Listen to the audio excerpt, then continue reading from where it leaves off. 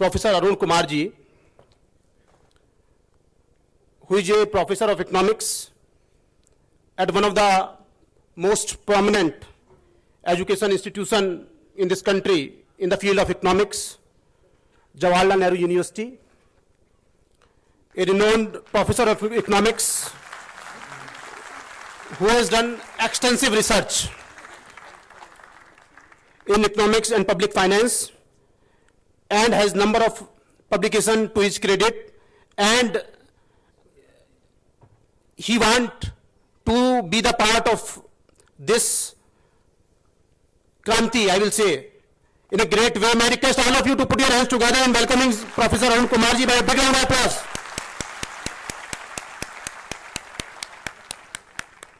And we are having the presence of our honorable leaders of the profession, C. Rajesh Sharma ji, past chairman of NIRC, who is very active in other activities also, you know it very well. C. A. R. S. Bansal ji, the NIRC member. C. A. Harish Agrawal ji, past chairman of NIRC. May I request all of you to put your hands together in welcoming all our leaders present here. And I think other leaders are also here. So, may I request Professor Arun Kumar ji to please join us. Thank you very much for inviting me to come here and speak in your midst. I'd like to, mention the fellow panelists and the distinguished audience here. This question of the black economy and the simplification of taxes are two interrelated subjects, and I'd like to connect the two together.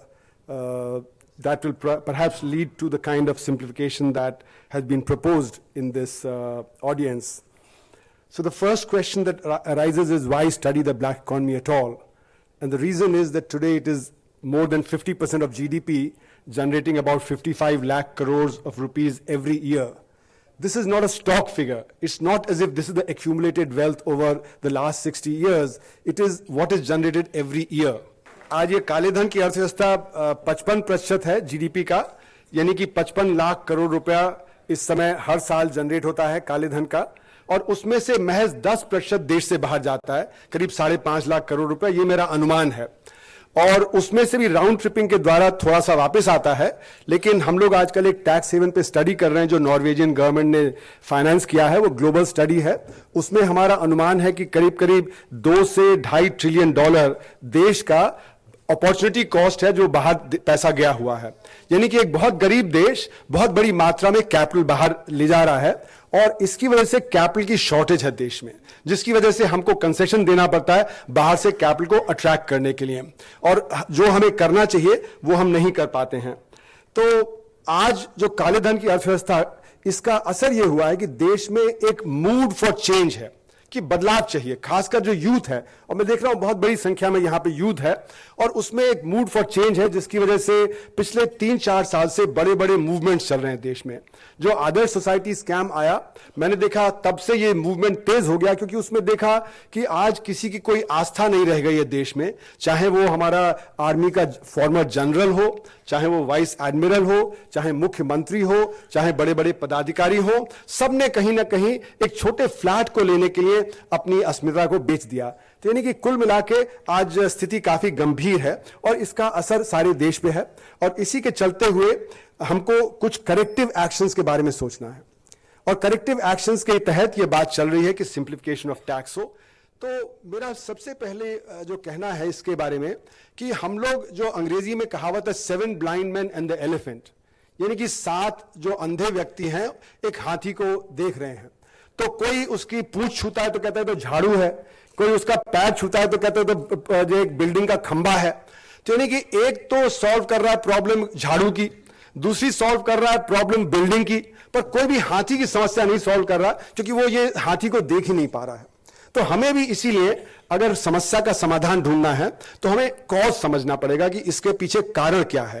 कारण अगर सही नहीं होगा तो हम चाहे कुछ भी करते रहे, वो हमें सही दिशा में नहीं ले जाएगा। जैसे कि अगर हमारा कंपास नॉर्थ की जगह ईस्ट में पॉइंट कर रहा है तो हम उत्तर की दिशा में तो कभी जा ही नहीं पाएंगे, हम हरदम पूर्व की दिशा में जाएंगे चाहे कितनी एक्टिविटी कर लें। तो इसलिए सबसे पहले तो हमें समझना है कि ये इसका पीछे कारण क्या है। फिर ये इसके लिए मैं थोड़ी बैकग्राउंड दूंगा कि काले धन की अर्थव्यवस्था अगर जैसे स्वीडन है वहां पे 2%, 3% है, जर्मनी में 4% है, अमेरिका ब्रिटेन वगैरह में 5% है, तो वहां पे तो हम इग्नोर कर सकते हैं, काले धन की अर्थव्यवस्था बहुत मामूली है, उसको इग्नोर कर दे, कोई बहुत अंतर नहीं पड़ता। पर जहां हमारे देश में 50% से ऊपर है और 55 लाख करोड़ रुपया इस साल जनरेट होगा काले धन की अर्थव्यवस्था में, तो यहां पे बहुत बड़ा असर है। तो इसके क्या क्या असर हैं, मैं थोड़ी सी उसकी व्याख्यान करके फिर मैं आगे चलता हूं। तो सबसे पहले तो यह है कि इसकी वजह से हमारा जो रेट ऑफ ग्रोथ है अर्थव्यवस्था का वो कम हो गया है। वजह क्या है कि इन्वेस्टमेंट की प्रोडक्टिविटी कम है हमारे देश में। जो काले धन की अर्थव्यवस्था है उसका एक कैरेक्टराइजेशन है कि it is like digging holes and filling holes. तो digging holes and filling holes का मतलब है कि आपने दिन में एक गड्ढा एक व्यक्ति से खुदवाया और रात को भरवा दिया उस गड्ढे को, तो अगले दिन क्या हुआ, 2 व्यक्तियों को तो आय मिल गई लेकिन प्रोडक्शन जीरो है। तो यानी एक्टिविटी विदाउट प्रोडक्टिविटी। तो बहुत बड़ी तादाद में जो काले धन की अर्थव्यवस्था है उसमें जो एक्टिविटीज हैं उसमें एक्टिविटी होती है लेकिन प्रोडक्टिविटी नहीं होती है। लोग जाते हैं कोर्ट कचहरी में, भीड़ लगी रहती है, हर केस में 5 लोग इधर से 5 लोग उधर से, और एक वकील कह देगा जी वो हमारा तो जो सीनियर है वो तो कहीं अलीगढ़ गया हुआ है, तो आज उसकी डेट 3 महीने बाद की। 10 लोग आए, काम कुछ नहीं हुआ। लोग दफ्तर में जाते हैं, वहां पे बाबू को पैसा बनाना है तो बाबू क्या करेगा, काम नहीं करेगा, ढील डाल देगा, बाहर भीड़ लगी हुई है, काम नहीं हो रहा है। तो यानी कि इस तरह से मैं उदाहरण बहुत सारे दे सकता हूं कि it is like digging holes and filling holes. तो एक्टिविटी विदाउट प्रोडक्टिविटी, और इसका मतलब है कि इन्वेस्टमेंट की जो प्रोडक्टिविटी है वो बहुत कम है हमारे देश में। और इन्वेस्टमेंट की जहां प्रोडक्टिविटी कम होती है तो इन्वेस्टमेंट सार्थक नहीं हो पाता है, और इन्वेस्टमेंट सार्थक नहीं हो पाता है तो उसकी वजह से रेट ऑफ ग्रोथ कम हो जाती है। और मेरे अनुमान से सन 75 के बाद देश की जो अर्थव्यवस्था की जो बढ़त है, जो रेट ऑफ ग्रोथ है, वो 5% काले धन की अर्थव्यवस्था के चलते हुए कम हो गई। अगर आप 5% सन 75 से जोड़ना शुरू कर दें तो आज हमारी अर्थव्यवस्था जो 1.8 ट्रिलियन डॉलर की है वो कम से कम 11 ट्रिलियन डॉलर की होती। यानी कि हमारी अर्थव्यवस्था चाइना से भी दुगनी बड़ी होती और अमेरिका से थोड़ी कम होती। दुनिया की आज सबसे बड़ी ताकतों में हम दूसरे नंबर पे होते अमेरिका के बाद। और जिस तरह से जब उस समय 1975 में हमारी एवरेज रेट ऑफ ग्रोथ 3.75% थी तो 8.75 होती, आज जब हमारी एवरेज रेट ऑफ ग्रोथ 7.5 है तो हम 12.5% पे बढ़ रहे होते। और जो पर कैपिटा इनकम के टर्म्स में हम लोग नीचे से तीसरे जो देश हैं वो हैं।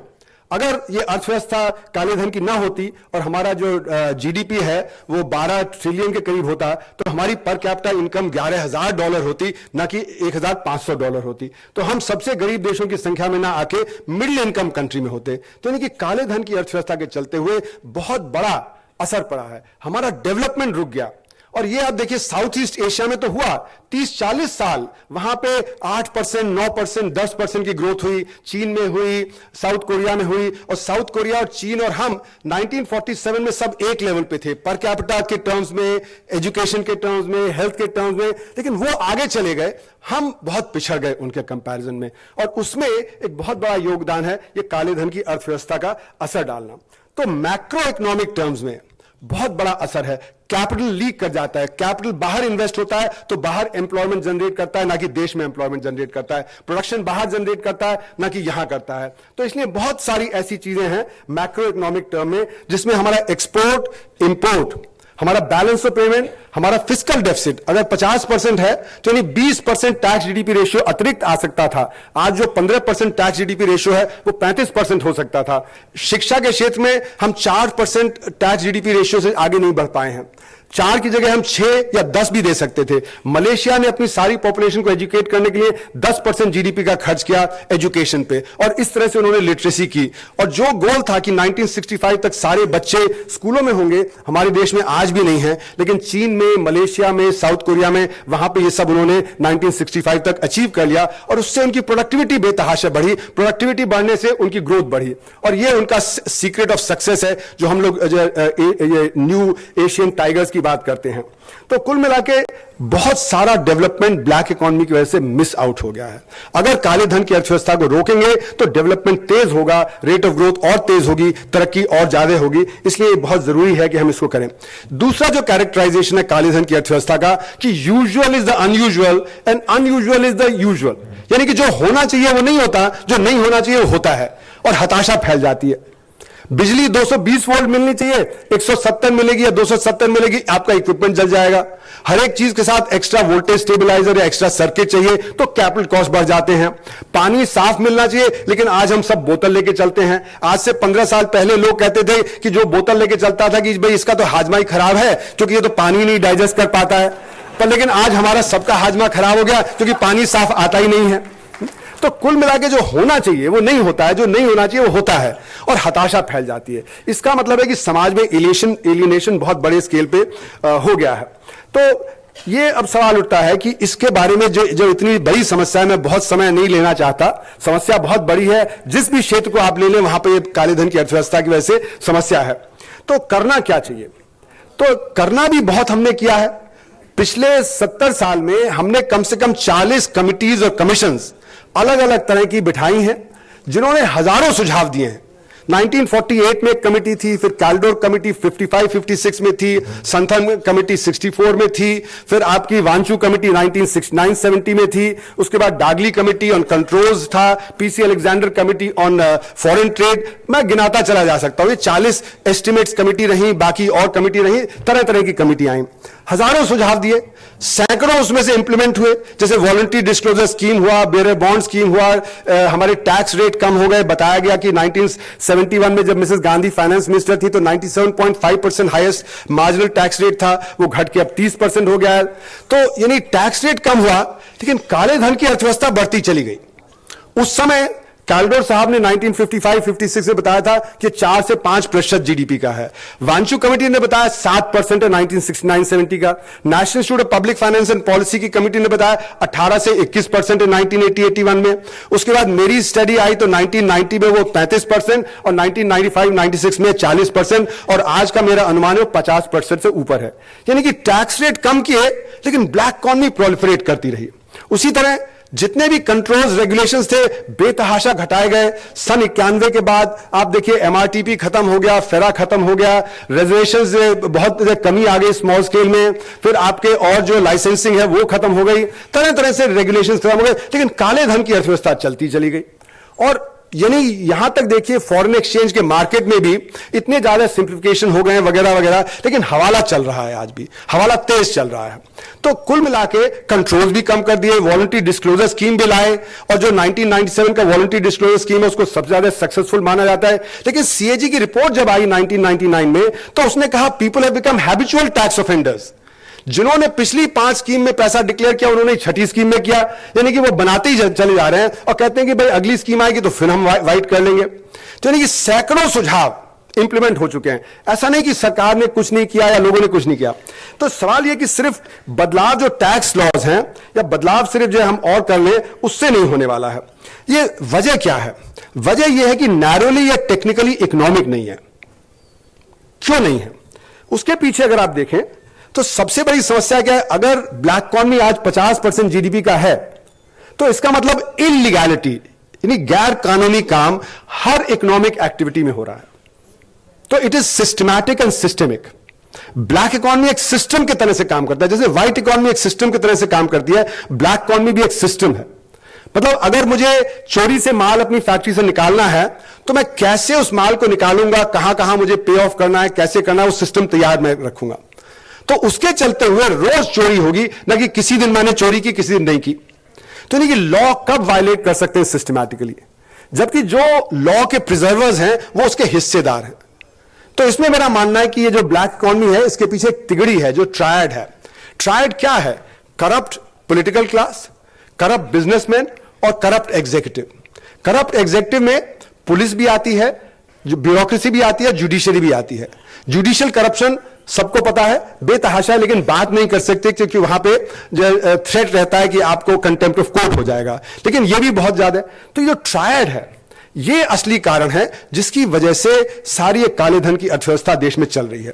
तो हम जब टेक्निकल चीजें करते हैं, वॉलंटरी डिस्क्लोजर स्कीम कर दिया, टैक्स रेट घटा दिया, ये सब, तो ये जो ट्रायड है उसको नहीं जो डैमेज कर रहे हैं।